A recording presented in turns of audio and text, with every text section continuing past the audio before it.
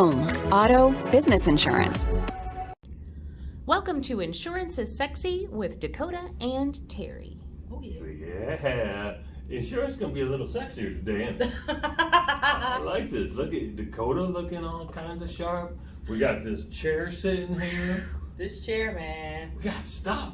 We got stuff. I'm excited about today's episode. You excited? I'm excited. We kind of preempted them. We said we was going to tell them before, but we didn't. We didn't. So we springing it on you. We tell them today. We tell them today. We tell them now. Special guest. Special guest. The first one. Very first one. So who do you think we should start with if it's the very, very first one? Listen. It was hard. I'm a simple fellow. Yeah. I want to go with the dude's name on the building. Yeah, I go with that. Yep. Whoever signed my check. I'm going to go with that one. Whoever signed my check. You come on down. You're not signing my check. You ain't signing I'm no not check. sure you're going to be on the show. Exactly. But now we set precedents. Yes. People can buy their way Now on they this can show. buy their way That's in. it. You want to be an agent? You want to sit here and get on this show? Spell our names right. No more quarters. Oh, this is a few years back. I used to have this little jar and it said fees on it. Every time somebody want to walk in my office, harass me, stop me doing what I'm doing, get something to do for them, I will open the jar. like seriously. I don't work for free, okay? I don't work for you, buddy. Did you get enough for a Big Mac? Well, when I did something really special, actually somebody really put something in there. I did something really great though, and somebody put something in there. Okay, so she got more than enough. Usually for a they Big just Mac. bring me Twizzlers She got a Happy Meal. and Cold Reds. Oh, you like Code Red? You like I Twizzlers? love Cold Reds and I love Pudding Pills. Just so you know. Okay. All right. Now, hey, listen, audience. Now you know how to Now get you in Dakota's good graces. Yes. Code Red. Is it still hard to find? It's getting Yes. hard. It's getting harder. Isn't it? It's very exclusive. Just so you know, it's very exclusive. They're messing around with it. Yes. All right. Well, so Yeah. welcome. Welcome. We're back. We're doing it again. This is episode 4 of season 2. Excited. Please keep us on track because I have no clue what number we on. Yeah, it's all right. I got the count for you. He got the count. And so what's exciting about this episode, aside from the special guest, is the amount of advanced planning that went into it. It feels like a lot more. Listen, we was rusty last time. We had a lot of malfunctions. I don't know how the editing is going to turn out. So I felt that I should be a little bit more prepared this time so I can just, be a plethora of knowledge. A plethora of virtual cavalcade, Yes. as it were. I like that. I just... And I lied. It's episode 5. I was wrong. See what I'm saying? This is it. This See is what I'm what she saying? has to deal with all the time, Okay. people. Just like that. Yeah. I'm the only one that keeps track, though. And I'm an overachiever, too. That's how it goes. Sometimes. Yeah, That's how so it is.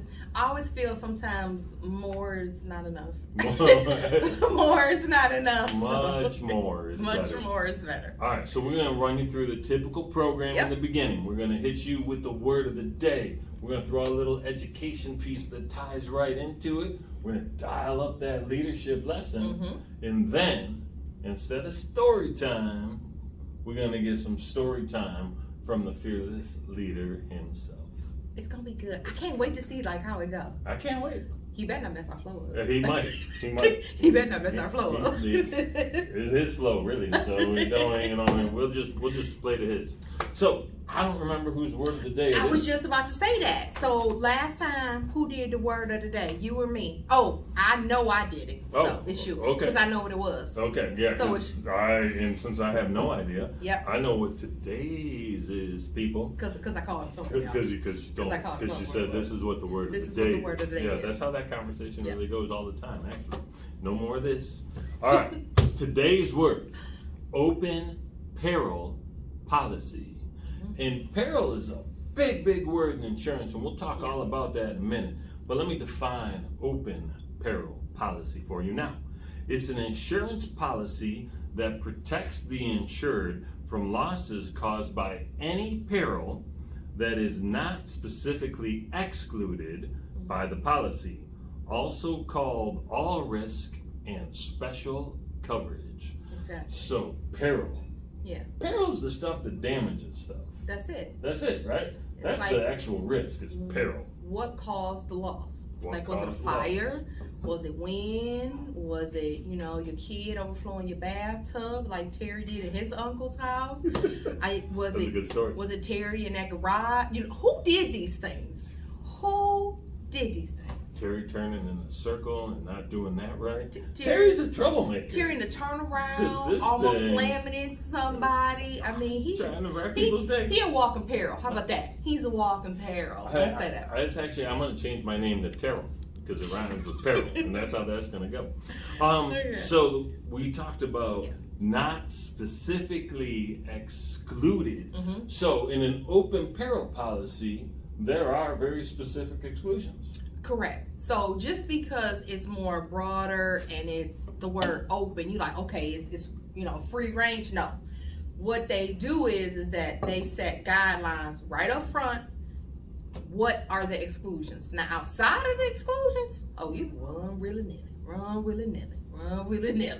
So some of the exclusions you want to think about. Some of them, I think, are exclusions, or you can automatically think they're going to be exclusions just by assumption, is because you can get a policy for those type of losses. Earthquakes, you have to have an earthquake policy. Floods, you have to have a flood policy. But other stuff like neglect, nuclear hazard, war, I said neglect, okay. Yeah. Power failure, stuff like that. It's automatically, they outline it up front. So you're going to know automatically what they won't cover. A big thing, people always call, that's why I put those couple up there, people always calls about it. Damages to their foundation. Oh. They like, oh no, this is happening, shaking and moving, quaking and quaking. Guess what? That did not just occur. Oh, that didn't start. Been going on over time. Exactly. Yeah, that's some thick cement. It's been happening because what it is a defect of construction. That's not an accidental, incidental thing that just happened to occur. They did that. It's just bound to happen. They don't cover stuff like that. That makes sense. Vandalism to vacant dwellings. They don't cover that. You know why?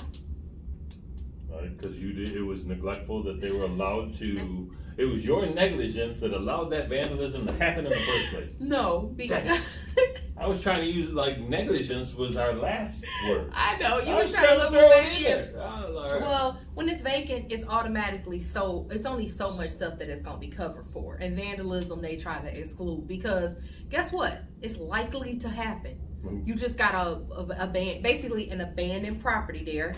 But when it don't happen is if somebody fenced it off, they board it up. You ever seen where they mesh shit and then they put that color stuff around it so you kind of can't see right? You can see the top part of the property. They get the fence around it and they cover it so you don't know what's back there. It's like you preventing somebody from entering this property. That all sounds like negligence if you don't do it. I'm just saying. I'm throwing that out there. I mean, it's just... Jamie's nodding. Jamie got a 91. Yeah, she got I love how my score changes every time. Yeah. I know it changes. Well, when she come up with something real good, we should give her at least a 98. At least a 98. So, in all my research, you know what I'm saying? So I got prepared.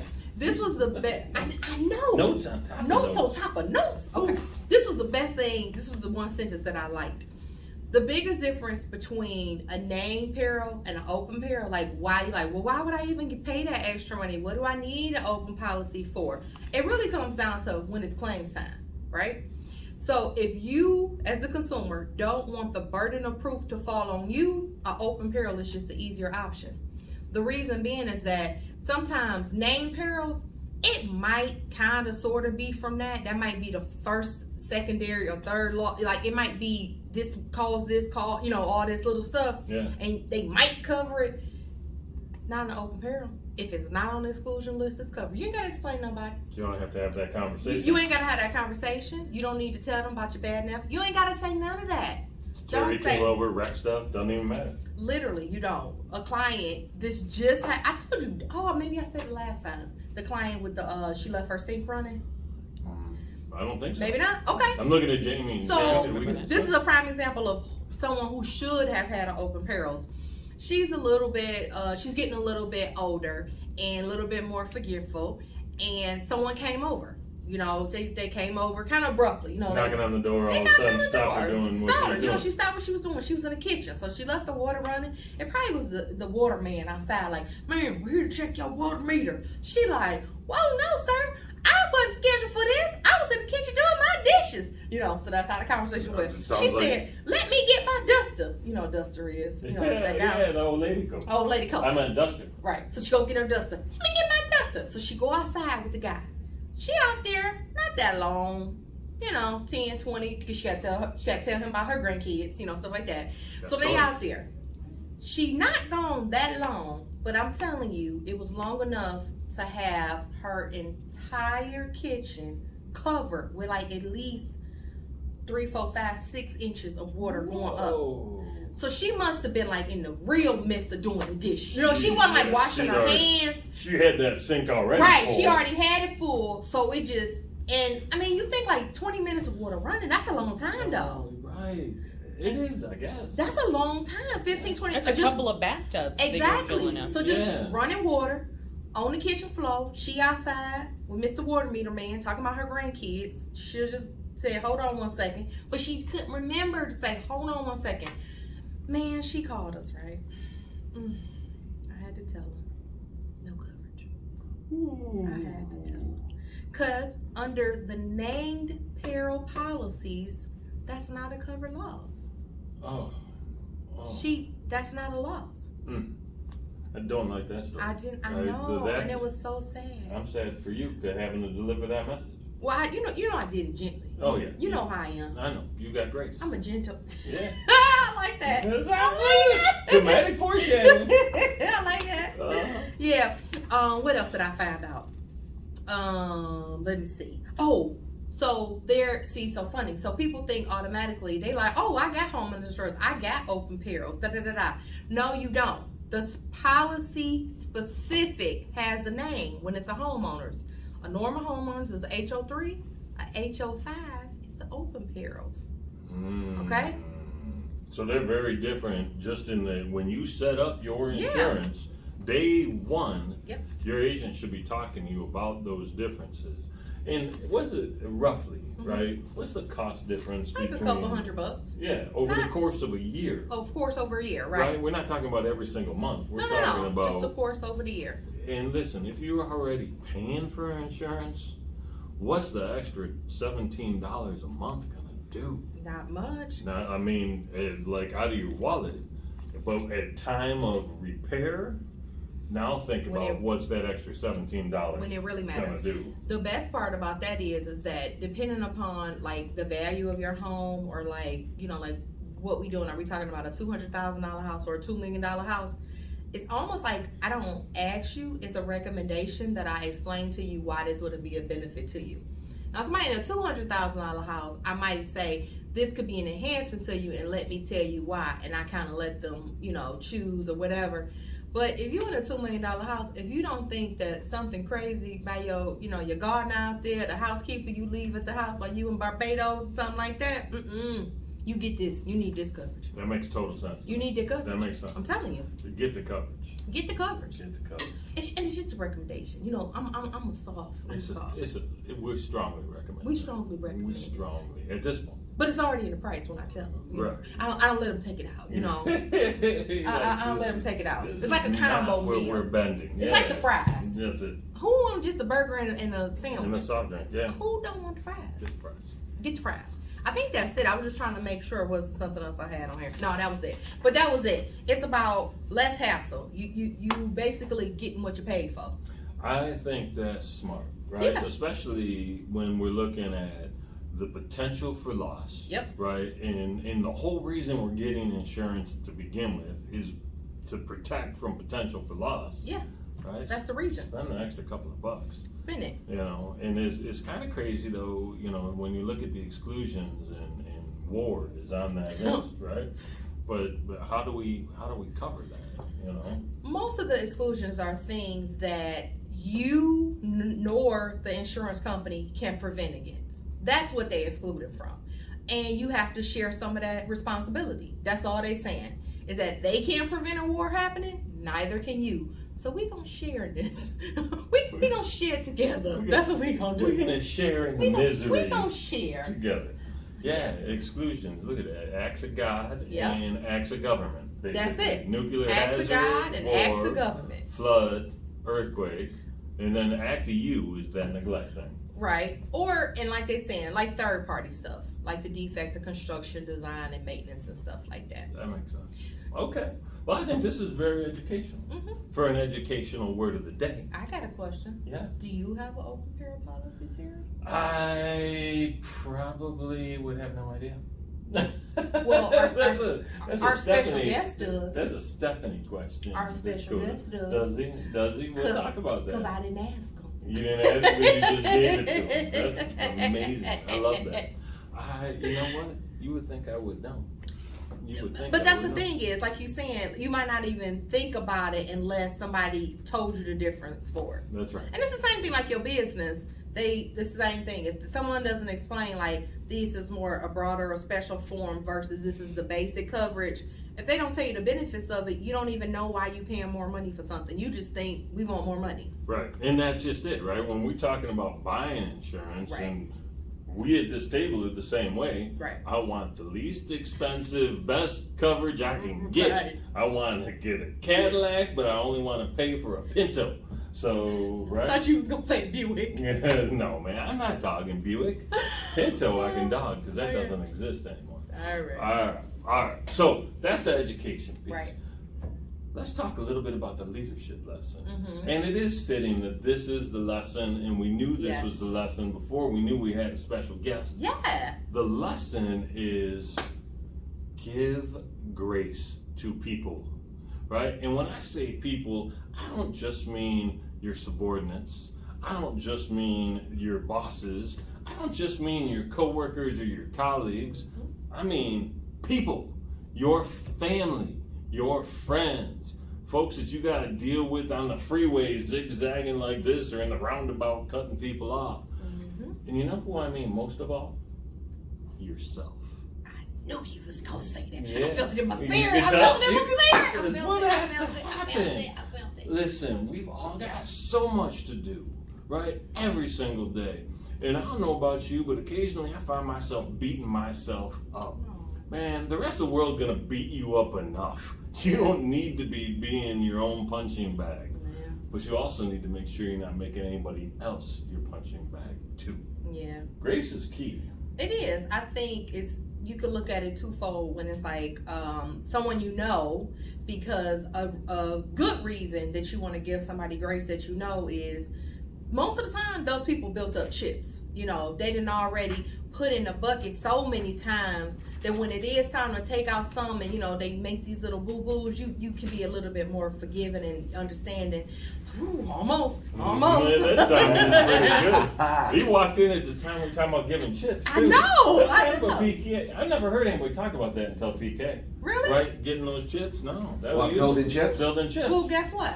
That's where I heard it from. Right? Yeah. That's You lovely. see that? Well, it's just your timing is perfect. Exactly. Sometimes you got to build those chips. Yeah. Cash them in when you need to. Yep. Ladies and gentlemen, allow us to introduce Mr. Phil Klein of the Phil Klein Insurance Group, PKIG. Exactly.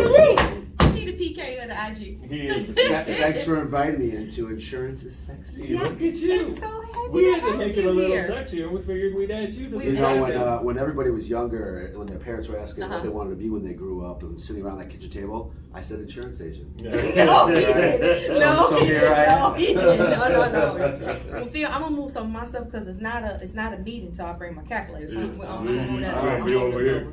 I'm gonna move that over. I'm done with this too. So We're PK, gonna give us some more room. you've been running a very entrepreneurial organization now since 2008. Was your first venture in the My entrepreneur? 2008 as a captive agent and 2011 as PKIG. That is fantastic. So I think our audience would benefit from some of your favorite lessons as an entrepreneur, right? So I want to know what's one thing someone told you that you need to do, and I want to know one thing you figured out the hard way that you need to do. I like that. Okay, one thing I figured out. One thing that somebody told me, which I'll credit my father-in-law, Art. Shout out to Art. Yeah, shout out to Art. What's up, Art? One thing that somebody told me that needed to happen was that nobody was coming to save me. That if it was gonna happen, I was gonna have to make it happen. That nobody was here to save me. Entrepreneurship, I look at it with a couple of different things. Entrepreneurship is 3 parts to me.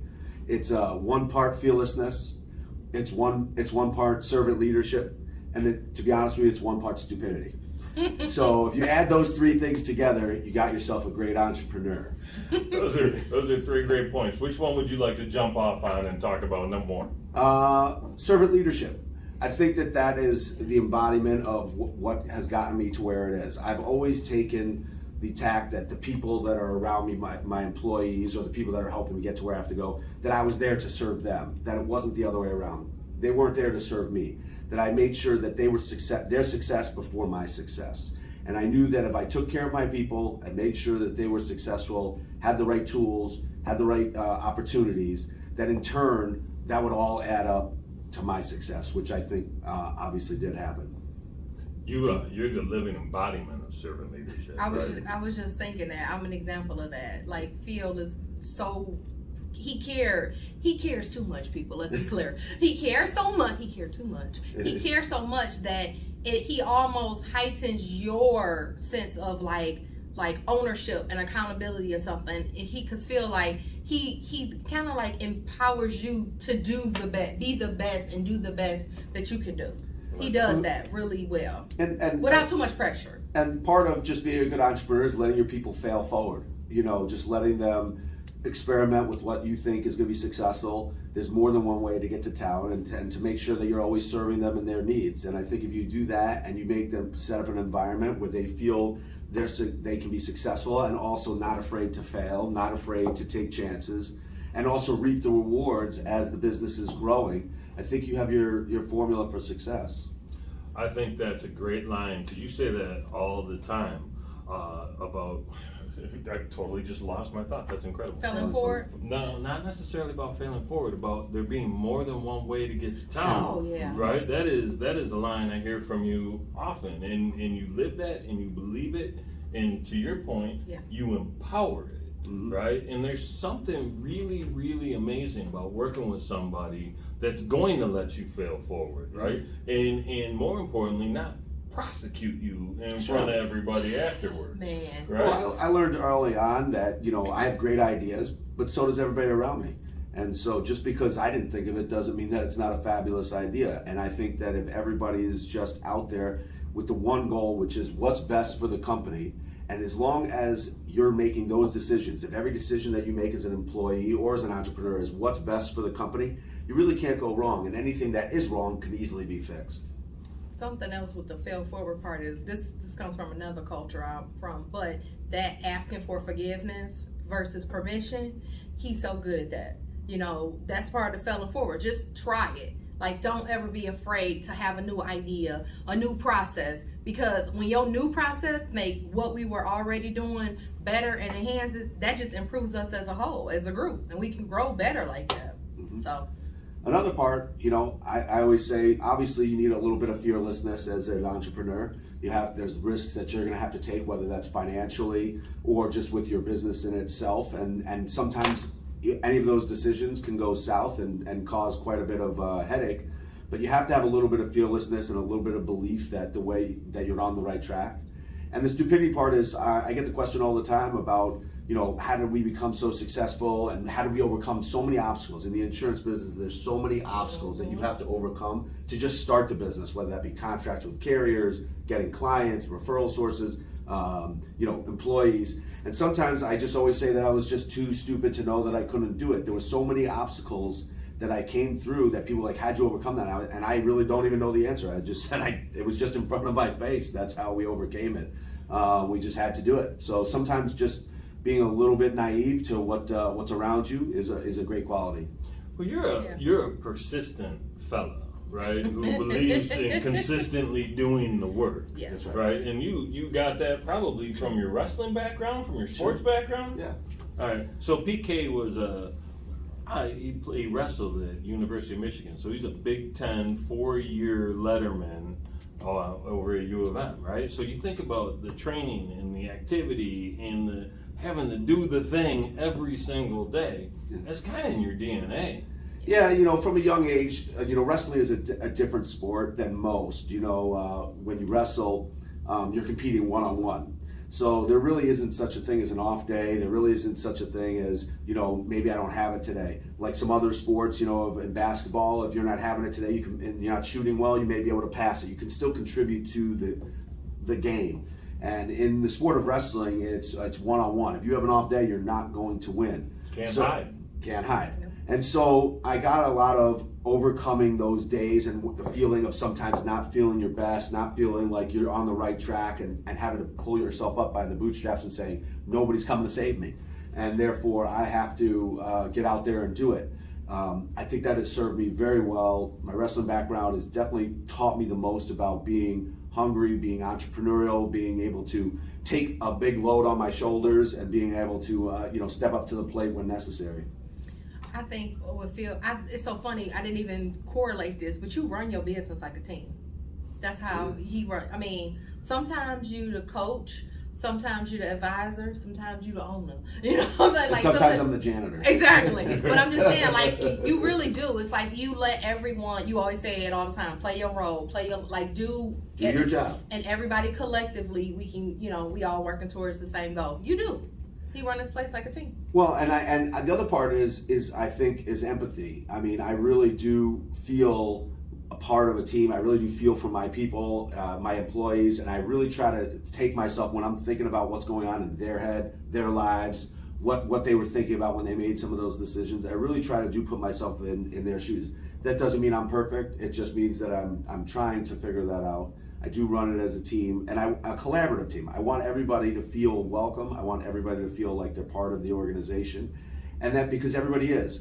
This organization would not be where it is today without everybody around me. I'm a part of it, just like, Kim, Dakota and Jamie and Terry and everybody. Everybody's a part of the organization. And Kim's a big part of it. I was going to say, no, you can say that. Well, I usually say Kim, but Yeah. It's so funny. So our leadership lesson today was giving grace. And that's basically what you just said. You give grace based upon each person's circumstances. How you would treat me, or how you would do something for me, or how you would approach me about a situation would be different than somebody else if you know something's going on with that person. So yeah, see? Well, I mean, running a business and being the entrepreneur is a little bit like being a parent if you have multiple children. What one child needs might not be what another child needs, and sometimes you have to make some adjustments to fit the needs of that person. Yeah. That's great, and your flexibility shows, right? And if you all could sense and feel the admiration that this office has for this man, oh yeah, right? Jamie's back here smiling. I was right about to say, now, Jamie about to be in tears, y'all. Jamie about to be in tears. Well, actually, the very first story he said, I didn't want to interrupt him, but I'm gonna say it now. It's over now. The very first time you told me that story about art, I was crying.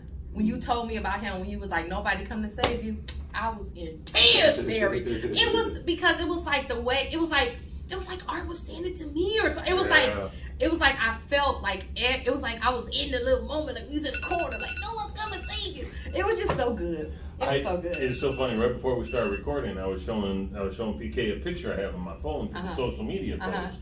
And that picture aligns with that story. And I said, hey, I want to share that story. Are you okay with it? And he's like, heck yes. Yeah. Yes. And it's such an important and valuable lesson. It is an important lesson. Nobody is coming to save you, and you have to figure some of these things out for yourself, but also at the same time be humble and be a servant leader and make sure the people around you are successful. That's the way to get it done.